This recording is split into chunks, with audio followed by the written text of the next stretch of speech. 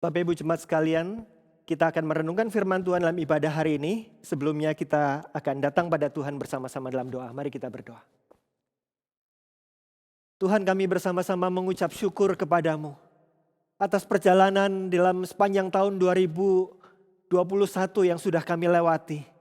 Kami mengucap syukur Tuhan, di tengah-tengah segala tantangan, segala pergumulan kami melihat jejak-jejak tangan Tuhan, kaki Tuhan menyertai kami, menopang kami, membimbing kami. Dan kami tiba sampai pada hari ini ya Tuhan, di awal tahun 2022. Kami bersama-sama memohon kepadamu dalam ibadah ini, Tuhan yang mengarahkan dan menuntun kami selanjutnya. Beri kami hikmat-Mu, beri kami pewahyuan daripadamu supaya kami tahu apa yang harus kami lakukan, mengawali dan menjalani sepanjang tahun 2022 ini dengan baik. Bagi kemuliaan nama Tuhan kami mau mendengarkan firman-Mu. Berkata-katalah ya Tuhan, kami sedia untuk mendengar.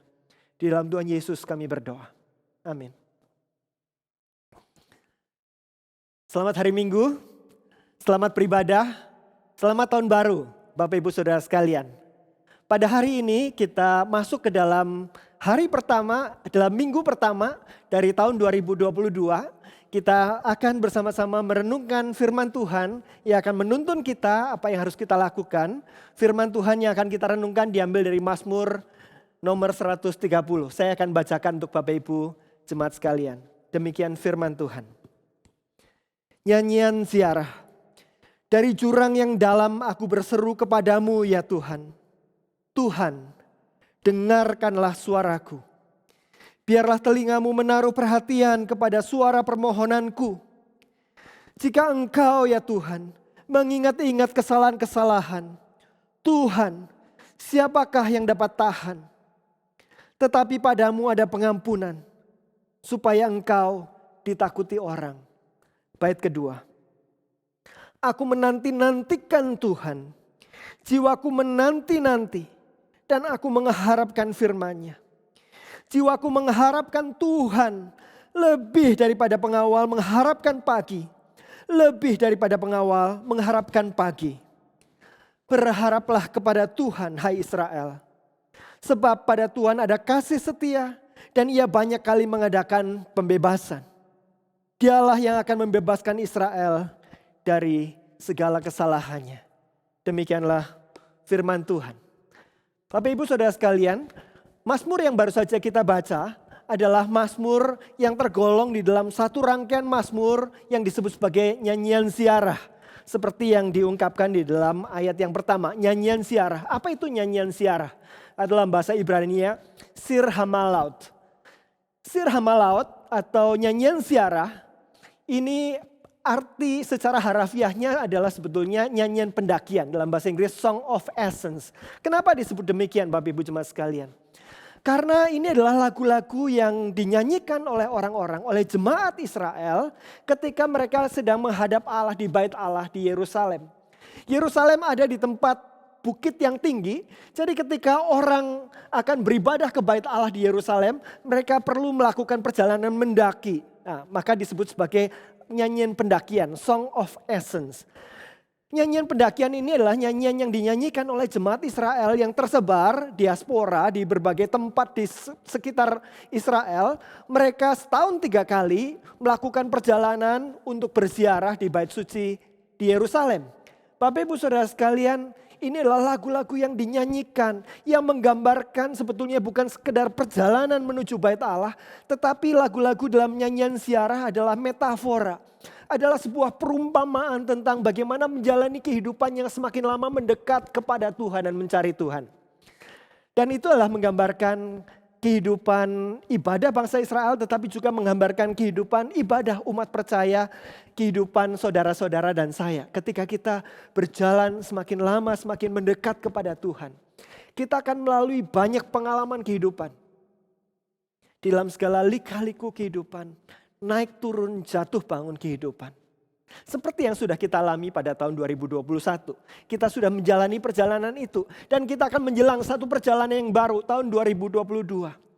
Dalam perjalanan kehidupan ini untuk semakin mendekat kepada Tuhan. Berziarah kepada Tuhan ini. Apa yang perlu kita pikirkan dan kita lakukan di awal tahun ini? Mazmur 130 akan menuntun kita mengenai hal-hal yang perlu kita pikirkan dan kita lakukan. Mazmur 130 terdiri dari 2 bait. Ini sebuah lagu dengan 2 bait. Bait yang pertama ayat 2-4 membicarakan tentang suatu seruan dari hati yang paling dalam, seruan pengakuan dosa. Dan bait yang kedua ayat 5-8 merupakan seruan pengakuan kepercayaan penuh untuk menanti-nantikan Tuhan. Jadi Bapak Ibu jemaat sekalian, 2 hal apakah yang perlu kita lakukan dalam perjalanan kita mendekat kepada Tuhan di awal tahun yang baru ini? Mazmur 130, Mazmur Ziarah ini menyarankan 2 hal. Yang pertama, kita perlu melihat perjalanan yang sudah kita lalui sampai hari ini di tahun 2021. Dan kita akan menutupnya dengan pengakuan dosa kepada Tuhan. Bait pertama. Dan bait yang kedua, kita akan melihat perjalanan yang akan kita jalani dalam tahun 2022. Di mana kita perlu menancapkan kepercayaan penuh kepada Tuhan. Itulah bait yang kedua yang akan kita renungkan bersama-sama. Kita masuk bait yang pertama, pengakuan dosa. Bapak Ibu di sana kita membaca firman Tuhan yang mengatakan, dari jurang yang dalam aku berseru kepadamu ya Tuhan. Dengarkanlah suaraku, berilah telingamu menaruh perhatian kepada suara permohonanku. Jika engkau ya Tuhan mengingat-ingat kesalahan, siapakah yang dapat tahan? Tetapi padamu ada pengampunan supaya engkau ditakuti orang. Ada seruan dari jiwa yang dalam, dari pemazmur untuk mengaku dosanya dan mendapat pengampunan Tuhan. Pertanyaan Bapak Ibu Saudara sekalian, mengapa kita memerlukan pengakuan dosa secara khusus ketika kita mengakhiri tahun 2021 dan menjelang tahun 2022 ini? Bapak Ibu sekalian, di dalam perjalanan rohani kita atau di dalam kitab Ibrani dituliskan perlombaan kita perlu menanggalkan semua beban dan dosa yang merintangi. Kalau kita mau melakukan perjalanan, kita ingin traveling light. Kita tidak ingin membawa beban yang terlalu banyak. Apalagi kalau kita sedang berlomba. Kita berlomba lari misalnya, kita tidak perlu membawa beban yang banyak. Kita perlu menanggalkan semua beban dan dosa yang merintangi. Itulah yang perlu kita lakukan dalam perjalanan tahun 2022 ini. Kita menanggalkan beban dosa yang membebani dan merintangi. Mengapa dosa menghalangi kita dalam perjalanan rohani? Ada beberapa hal Bapak Ibu Saudara sekalian. Yang pertama, ketika kita tetap hidup berkubang dalam dosa, ada dosa-dosa yang masih kita pertahankan dalam hidup kita, maka kita pasti akan masuk dalam situasi yang disebut sebagai kekeringan rohani atau kegersangan rohani. Spiritual dryness, spiritual emptiness. Suatu saat saya bercakap-cakap dengan mahasiswa di STT Bandung, mahasiswa teologi di mana saya mengajar. Dia menceritakan betapa hidupnya meskipun belajar banyak ilmu pengetahuan teologi dan sebagainya, kok rasanya kering begitu. Kemudian kita bercakap-cakap lebih lanjut dan akhirnya terungkap bahwa ada dosa-dosa tertentu yang masih dia simpan. Masih yang dia nikmati, masih dia sayang-sayang dosanya itu. Dosa-dosa favorit. Dan saya katakan tidak perlu bingung-bingung lagi kenapa engkau mengalami kegersangan rohani, kekeringan rohani. Dosa adalah resep yang paling manjur untuk kita masuk dalam kekeringan rohani. Dosa akan menghalangi kita dalam perjalanan rohani. Saya bacakan bagian Mazmur yang lain yang mengatakan tentang hal ini. Mazmur 32 ayat 1-5.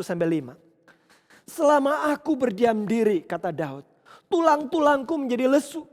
Karena aku mengeluh sepanjang hari. Sebab siang malam tanganmu menekan aku dengan berat. Sumsumku menjadi kering seperti oleh teriknya musim panas. Apakah itu yang menggambarkan kondisi kerohanian Bapak Ibu Saudara sekalian pada hari ini? Tulang-tulang yang menjadi lesu. Sumsum menjadi kering. Kehidupan rohani kita menjadi gersang dan kerontang. Bagaimana pemulihannya? Ayat berikutnya mengatakan, dosaku kuberitahukan kepadamu dan kesalahanku tidaklah kusembunyikan. Aku berkata, aku akan mengaku kepada Tuhan pelanggaran-pelanggaranku dan kau mengampuni kesalahan karena dosaku. Remedinya, obatnya adalah memberitahukan kepada Tuhan dosa-dosa dan kesalahan kita. Itu yang perlu kita lakukan di awal tahun ini supaya perjalanan kita adalah perjalanan yang kuat dan kokoh. Jadi Bapak Ibu Saudara sekalian, kita sudah belajar beberapa hal tentang bagaimana perjalanan rohani kita akan sangat terhambat jika kita tidak menyelesaikan hal ini. Maka Mazmur 130 dengan lantang berseru, dari jurang yang dalam aku berseru kepadamu ya Tuhan. Dengarkanlah suaraku, berilah telingamu menaruh perhatian kepada suara permohonanku, permohonan untuk pengampunan. Bapak Ibu Saudara sekalian, ada sebuah buku yang ditulis oleh Donald Whitney. Buku itu judulnya 10 pertanyaan untuk mendiagnosis kesehatan rohani kita. Jadi ada 10 questions to diagnose your spiritual health. Kalau pertanyaan ini diajukan, salah satunya adalah apakah engkau berduka cita karena dosa? Kalau jawabannya adalah iya, saya berduka cita atas dosa-dosa saya. Maka itu adalah tanda kesehatan rohani. Saya ulangi ya. Salah satu ciri-ciri bahwa rohani kita adalah rohani yang sehat adalah kita bisa menjawab iya pada pertanyaan, apakah engkau berduka cita karena dosa? Ketika kita berdosa dan kita tidak lagi berduka atas dosa, itu seperti seorang yang sudah kebal begitu ya. Kita tidak lagi berduka, tidak lagi frustrasi, tidak lagi merasa jijik terhadap dosa. Itu adalah tanda bahaya. Tanda bahwa kerohanian kita sedang sangat berada dalam kondisi yang kritis. A.W. Pink mengatakan bukan ketiadaan dosa, melainkan duka cita atas dosa yang membedakan anak Tuhan dari orang-orang yang cuma punya pengakuan iman yang kosong. Kita semua berdosa. Dari waktu ke waktu kita berdosa. Tetapi anak Tuhan akan berdosa dengan duka cita yang dalam. Dan berseru kepada Tuhan untuk membebaskan dan mengampuni dia. Sementara orang-orang Kristen dengan pengakuan iman yang kosong bisa berjalan seperti seolah-olah tidak ada apa-apa. Bapak Ibu Saudara sekalian, mari kita datang kepada Tuhan di awal tahun yang baru ini dengan hati yang hancur. Mazmur 51 ayat 19 mengatakan korban sembelian kepada Allah adalah jiwa yang hancur. Hati yang patah dan remuk tidak akan kau pandang hina ya Allah. Persembahan kita kepada Allah adalah mempersembahkan hati yang hancur karena dosa. Kita tahu bahwa dosa itu sangat serius bagi Tuhan. Sedemikian seriusnya sehingga Kristus mati di atas kayu salib demi penebusan dosa kita. Mari kita memandang dosa sebagaimana Tuhan memandang dan hati kita dihancurkan oleh dosa-dosa kita sendiri. Hati yang patah remuk itulah yang kita persembahkan kepada Tuhan. Tuhan tidak memandang hina persembahan hati yang hancur karena dosa ini. Dalam Matius pasal 5 ayat 4 dalam ucapan bahagia. Tuhan Yesus bahkan berkata, berbahagialah orang yang berduka cita. Berduka cita karena dosa. Karena mereka akan dihibur. Kenapa begitu? Karena orang yang berduka atas dosa adalah orang yang datang pada Tuhan untuk mengaku dosa. 1 Yohanes 1 ayat 9, janji Tuhan. Jika kita mengaku dosa kita, Ia setia dan adil. Ia akan mengampuni segala dosa kita dan menyucikan kita dari segala kejahatan. Puji Tuhan. Itulah yang harus kita lakukan Bapak Ibu Saudara sekalian di awal tahun ini. Kita datang pada Tuhan dan mengaku dosa-dosa kita. Supaya tidak ada beban dosa yang membebani dan merintangi kita dalam perjalanan di tahun yang baru. Bait yang kedua, kita masuk seruan yang kedua yang dituliskan dalam Mazmur 130 ini. Aku menanti-nantikan Tuhan. Jiwaku menanti-nanti dan aku mengharapkan firman-Nya. Jiwaku mengharapkan Tuhan lebih daripada pengawal mengharapkan pagi. Lebih daripada pengawal mengharapkan pagi. Apa yang pemazmur mau ajak kita untuk menyerukan kepada Tuhan? Kita menanti-nantikan Tuhan. Memasuki tahun 2022, apa yang kita nanti-nantikan Bapak Ibu Saudara sekalian? Kita mungkin sedang menantikan kebaikan Tuhan. Kita sedang bergumul menantikan pemecahan atas persoalan di tempat kerja kita atau di rumah tangga kita. Kita menantikan kebaikan Tuhan, intervensi Tuhan untuk memulihkan hubungan-hubungan kita yang retak dengan orang lain. Di dalam tahun 2022 kita menantikan Tuhan menolong kita memberikan terobosan supaya kita bisa hidup dalam kekudusan. Mungkin kita menantikan pemenuhan kebutuhan keuangan untuk suatu kondisi rumah tangga kita, kondisi anak-anak kita. Mungkin kita menantikan supaya Tuhan mengangkat dan mengambil anggota keluarga kita yang belum percaya untuk datang kepada Dia. Dan lain-lain.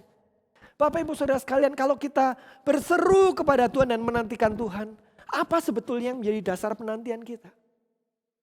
Bapak Ibu Saudara sekalian, Alkitab berisi banyak janji-janji Tuhan. Dan salah satu janji Tuhan yang saya ingin mengajak Bapak Ibu Saudara merenungkannya di awal tahun ini adalah Roma 8 ayat 32. Demikian firman Tuhan. Ia, Allah Bapa, yang tidak menyayangkan anaknya sendiri, tetapi yang menyerahkannya bagi kita semua, bagaimanakah mungkin Ia tidak mengaruniakan segala sesuatu kepada kita bersama-sama dengan Dia? Satu ayat yang sangat kokoh, sangat kuat, yang perlu kita baca pelan-pelan dan kita renungkan konsekuensinya. Di dalam ayat ini, dalam Roma pasal 8 ini, Paulus sedang berargumentasi kepada jemaat di Roma tentang kecukupan, kedaulatan dan pemeliharaan Allah. Paulus menggunakan dua pernyataan pertama dan pernyataan yang kedua di dalam logika yang seringkali disebut sebagai a fortiori logic. A fortiori logic. Apa itu a fortiori logic? Pada dasarnya inilah cara seseorang mengungkapkan sesuatu mulai dari sesuatu yang kuat kemudian diakhiri dengan sesuatu yang lemah. Saya akan jelaskan begini. Misalnya seseorang mengatakan, jika kamu dapat mengerjakan soal matematika yang sulit sekali ini, pasti engkau bisa melakukan sesuatu yang mudah. Nah, itulah contoh a fortiori logic. Kalau ada sesuatu yang sulit bisa diselesaikan, pasti yang mudah juga bisa diselesaikan.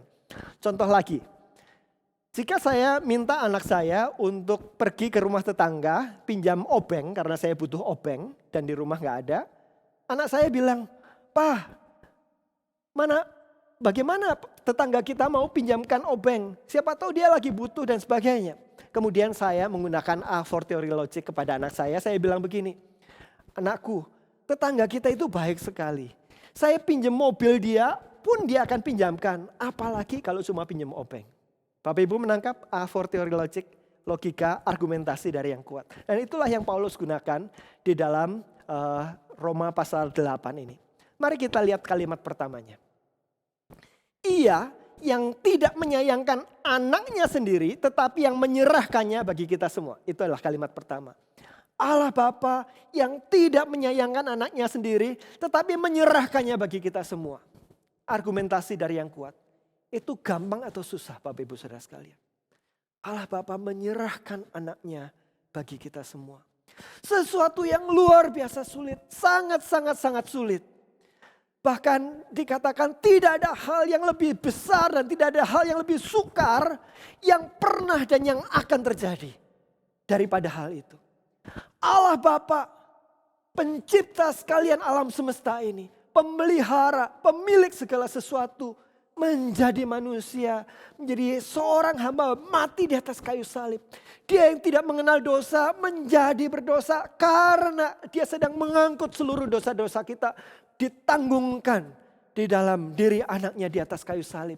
Sehingga Tuhan berpaling dan Kristus berkata, "Eli, Eli lama sabachthani."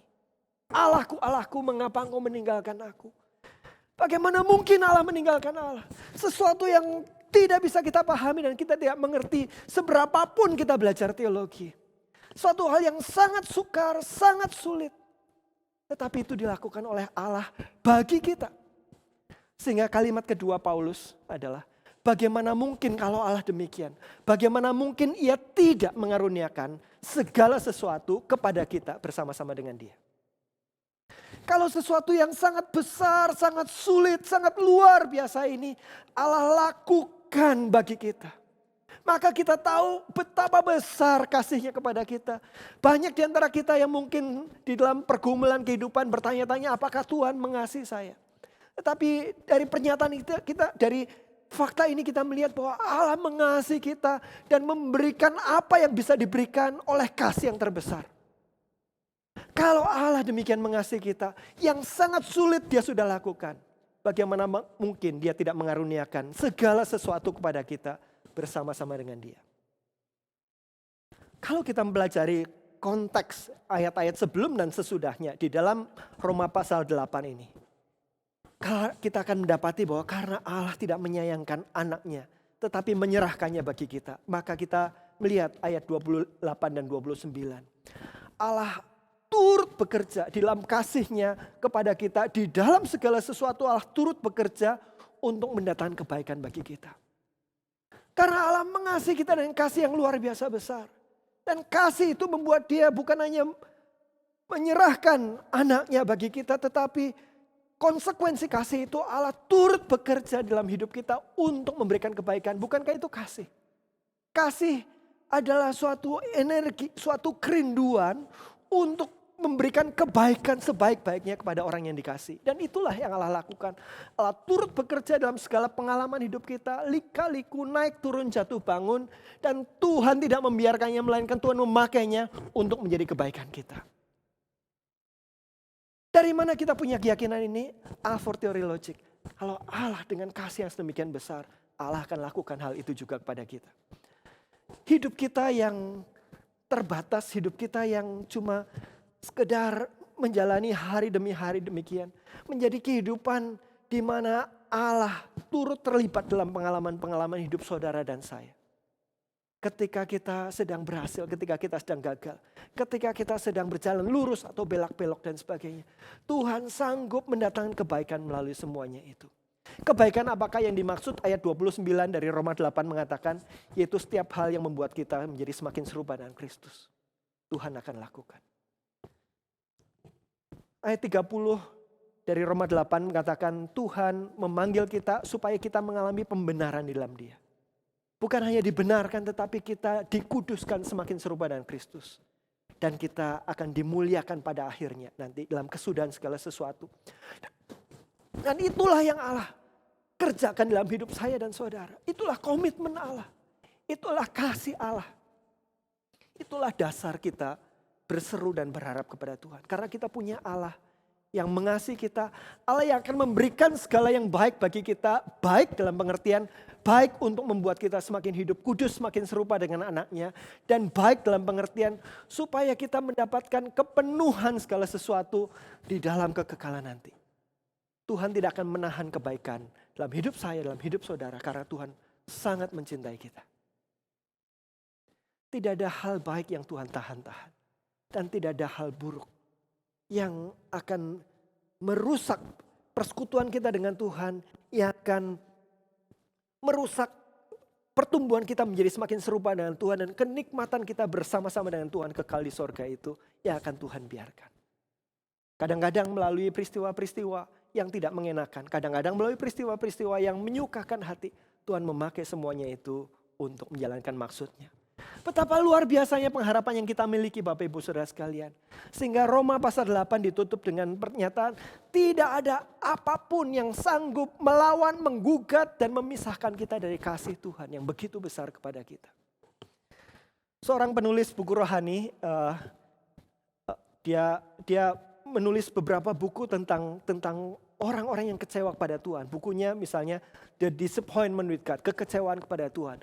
Where is God when it hurts? Di manakah Tuhan saat saya begitu menderita? Filipiensi ketika mempelajari bagian-bagian janji Tuhan ini, Filipiensi mengatakan, mari kita belajar menerapkan inverted paranoia. Kita bisa terapkan ini dalam tahun 2022 sebagai satu latihan rohani. Apa itu inverted paranoia? Paranoia, Bapak Ibu tahu ya, orang paranoid begitu ya. Paranoid itu adalah satu penyakit jiwa di mana orang merasa dia ada yang selalu memata-matai dia, menguntit dia dari belakang waktu dia jalan, mau berusaha membunuh dia, mau melakukan sesuatu kejahatan pada dia. Dia selalu curiga kepada segala sesuatu yang ada di sekitarnya. Itu orang paranoid, paranoia. Nah, inverted paranoia artinya paranoia yang kebalik. Kita bukannya curiga ada sesuatu yang buruk yang sedang dirancangkan kepada kita. Tetapi kita curiga dalam tanda petik ada sesuatu yang baik yang sedang dirancangkan kepada kita. Bukan oleh orang lain tetapi oleh Allah. Di dalam menjalani pengalaman hidup lika-liku naik turun jatuh bangun. Mari kita menerapkan inverted paranoia ini. Dan kita bertanya, Tuhan, kebaikan apa yang Tuhan sanggup munculkan dari hal-hal ini? Karakter saya yang mana yang Tuhan mau buat saya semakin selaras dan serupa dengan gambaran anak? Kenikmatan kekal di surga apa yang Tuhan mau tambahkan dalam hidup saya ketika saya harus mengalami penderitaan-penderitaan yang tidak ada bandingannya dengan kemuliaan yang akan datang ini. Inverted paranoia. Kita terus dalam tanda petik mencurigai kebaikan apakah yang Tuhan sedang rancangkan dan Tuhan sedang hadirkan dalam kehidupan kita. Dasarnya apa? Roma pasal 8. Allah yang sangat mengasihi kita, Allah yang sangat terlibat dalam hidup kita. Bapak Ibu Saudara sekalian, dikatakan jiwaku mengharapkan Tuhan. Mazmur 130. Lebih daripada pengawal mengharapkan pagi. Diulang lagi. Lebih daripada pengawal mengharapkan pagi. Bagian yang menarik dalam Mazmur 130 ini. Yang diharapkan oleh pemazmur itu bukan sekedar kebaikan Tuhan. Tetapi kalau Bapak Ibu perhatikan bahasanya. Di sana dikatakan. Aku menanti-nantikan Tuhan. Jiwaku mengharapkan Tuhan. Tuhan sendiri yang dinanti-nantikan, yang menjadi sumber, yang menjadi pokok kerinduan dari penulis Mazmur ini. Bapak Ibu Saudara sekalian, ini merupakan satu ajakan yang kita dapati dari firman Tuhan bahwa kita bukan hanya menanti-nantikan melihat kebaikan Tuhan yang bisa kita pahami, tetapi lebih daripada pemberian, kita menantikan Sang Pemberi itu sendiri. Suatu saat Bapak Ibu Saudara sekalian, saya sedang ada meeting di Jakarta. Waktu itu saya tinggal di Jogja. Dan waktu saya meeting di Jakarta, saya menjanjikan kepada anak saya, waktu itu umur 3 tahun, Samuel. Saya bilang bahwa ya papa pergi ke Jakarta, nanti pulang papa akan bawa oleh-oleh begitu ya. Nah, meeting rupanya berjalan lebih panjang daripada waktu yang ditentukan. Saya harus rush ke bandara, jalanan macet dan sebagainya. Saya tidak sempat beli oleh-oleh di sana dan saya pikir nanti di bandara saya akan bisa cari toko oleh-oleh begitu ya, mainan dan sebagainya.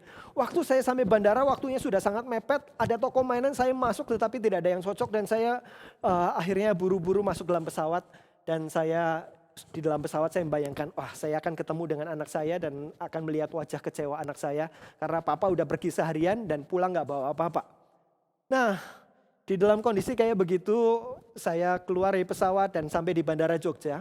Anak saya dan istri saya menyambut di bagian luar karena tidak boleh masuk, begitu ya. Tetapi begitu melihat saya, anak saya menerobos penjaga di situ dan lari dan mendapati saya di dalam. Dan dia memeluk saya, dia senang sekali karena papanya pulang. Bapak Ibu Saudara sekalian, anak saya bersuka cita melihat kehadiran saya. Bukan melihat pemberian saya. Mari kita bayangkan Bapa kita di sorga. Kalau yang kita nantikan hanya berkat-berkat atau pemberian Tuhan dan kita tidak peduli pada Tuhan, kira-kira apa yang dirasakan oleh Bapa di sorga? Kalau anak saya hanya bersuka cita kalau saya bawa oleh-oleh, kalau saya tidak bawa oleh-oleh, dia tidak mau ketemu dengan saya, apa yang akan saya rasakan sebagai orang tua? Maka Bapak Ibu Saudara sekalian, menanti-nantikan ini adalah menantikan bukan hanya pemberian-pemberian atau kebaikan-kebaikan Tuhan. Menantikan yang paling penting dan paling ultimat dalam tahun 2022 dan selanjutnya adalah menantikan Tuhan sendiri. Mazmur 27 ayat 4 mencatat seruan hati Daud ketika itu dia dalam kepungan musuh. Yang Daud minta bisa banyak hal termasuk kelepasan dari kepungan musuh. Tetapi bukan itu. Kalau hanya boleh minta satu saja kepada Tuhan, Daud berkata begini, satu hal telah kuminta kepada Tuhan. Itulah yang kuingini. Diam di rumah Tuhan dan seumur hidupku. Menyaksikan kemurahan Tuhan dan menikmati baitnya. Kerinduan Daud adalah dia dalam segala hal boleh mengenal, berjumpa dan menikmati Tuhan. Adakah itu yang kita nantikan? Seperti pengawal mengharapkan pagi. Pengawal mengharapkan pagi itu menantikan sesuatu yang sudah pasti datang. Pagi pasti datang. Dan dia menantikan kapan pagi datang. Janji Tuhan ya dan amin. Kebaikan Tuhan pasti datang dalam hidup kita. Karena dia mengasihi kita. Mari kita menjalani kehidupan tahun 2022 ini. Dengan penantian-penantian. Dengan inverted paranoia. Tuhan, apa yang sedang Engkau rancangkan bagi saya dalam 2022 ini. Kita bisa memasuki tahun 2022 dengan kesuraman. Waduh. Ini segala sesuatu susah sekarang dalam masa pandemi. Tetapi kita bisa memasuki tahun 2022 dengan cara yang lebih baik. Dengan menancapkan seruan hati kita kepada pribadi Tuhan yang sangat mengasihi kita. Yang turut bekerja dalam segala sesuatu untuk mendatangkan karakter Kristus dan kesukaan kekal kita di sorga. Jadi Bapak Ibu Saudara sekalian, saya ingin menutup renungan pada hari ini dengan sebuah gambaran. Kita belajar 2 seruan dalam Mazmur 130. Saya punya senter di sini untuk menggambarkannya supaya mengingatkan kita pengalaman kita sepanjang tahun 2022 nanti. Senter ini kalau saya pencet di sini, tombol di sini akan menyala. Tetapi kenapa tidak menyala ini Bapak Ibu Saudara sekalian? Ada masalah di sini. Mari kita lihat masalahnya apa.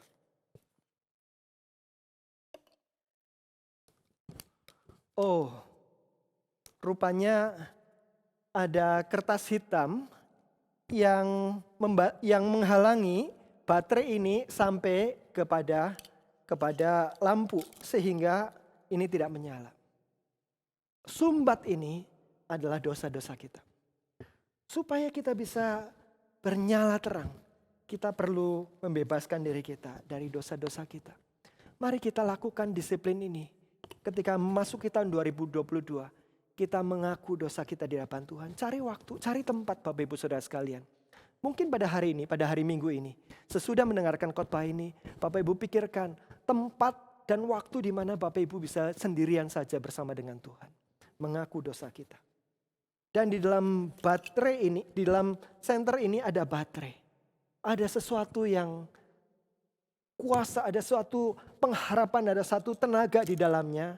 Yang kalau baterai ini dipasang dengan benar, maka senter ini akan dapat menyala, Bapak Ibu Saudara sekalian. Bapak Ibu Saudara sekalian, itulah pengharapan kita, itulah pengakuan kepercayaan kita kepada Tuhan. Kita bisa mengawali tahun dan menjalani tahun ini dengan kuat karena kita punya dasar yang teguh berdasarkan firman Tuhan. Bahwa Tuhan mengasihi kita dan Tuhan turut terlibat dalam setiap perjalanan hidup kita di tahun yang baru ini. Bapak Ibu Saudara sekalian, bukankah 2 hal ini, pengakuan dosa, pengakuan percaya akan kebaikan Tuhan adalah inti dari Injil. Tim Keller mengatakan, berita Injil menyatakan bahwa engkau dan saya lebih berdosa dan lebih cemar dari yang berani kita percayai. Kita perlu mengaku dosa kita kepada Tuhan. Namun bukan hanya itu, engkau dan saya lebih diterima dan lebih dikasihi daripada yang berani kita harapkan. Untuk itu mari kita tancapkan pengharapan kita kepada Tuhan. Dan Injil inilah yang perlu kita alami sendiri, perlu kita nikmati dan perlu kita beritakan. Perlu jadikan terang kepada semua orang di sekitar kita sepanjang tahun 2022. Tuhan memberkati kita semua. Amin. Mari kita berdoa.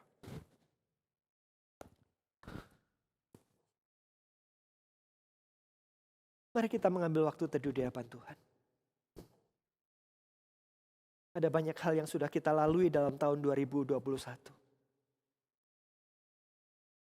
Dan ada banyak hal yang akan kita masuki dalam tahun 2022. Hidup saudara dan saya adalah sebuah perjalanan ziarah. Perjalanan semakin dekat kepada Tuhan. Semakin mengenal Tuhan. Semakin mencintai Tuhan, semakin memuliakan Tuhan. Mari kita mengawali perjalanan yang baru pada tahun 2022 ini. Dengan mengikuti seruan dan ajakan Mazmur 130. Mengaku dosa. Dan memperbarui iman percaya kita pada Tuhan. Tuhan, hamba-Mu berdoa untuk kami semua yang bersama-sama berkumpul di seputar firman Tuhan di dalam ibadah ini. Kami datang kepadamu ya Tuhan, kokohkan dan kuatkan hati kami untuk mencari Engkau di awal tahun 2022 ini. Tuhan, kami mau mengawali dengan baik. Kami mau datang kepada Engkau mengakui segala dosa-dosa dan pelanggaran kami yang menghambat kami, yang menjadi beban yang merintangi kami dalam perjalanan yang baru ini Tuhan. Tolong kami untuk menanggalkannya dengan sungguh-sungguh, dengan serius. Kami tahu Tuhan, Engkau mengampuni kami, Engkau akan membebaskan kami dari segala kejahatan kami. Dan kami diberikan kesegaran yang baru. Hati yang menanti-nantikan dan berharap kepada Engkau lebih daripada pengawal mengharapkan pagi. Menantikan tangan kebaikan Tuhan dan lebih daripada itu menantikan Tuhan sendiri semakin menyatakan diri dalam kehidupan kami sepanjang tahun yang baru ini Tuhan. Kami mau mengalami Engkau lebih daripada yang sebelum-sebelumnya. Kami mau mencintai Engkau dan kami mau terus menancapkan pengharapan kami kepada Engkau lebih daripada yang sebelum-sebelumnya. Di dalam seluruh pengalaman kehidupan kami memiliki iman, kami memiliki keyakinan yang teguh bahwa Engkau adalah Tuhan yang sangat mengasihi kami dan akan menuntun kami dari waktu ke waktu di dalam tahun yang akan datang dan sampai kami bertemu dengan Engkau nanti. Dimuliakanlah namamu ya Tuhan, dalam Tuhan Yesus kami berdoa. Amin.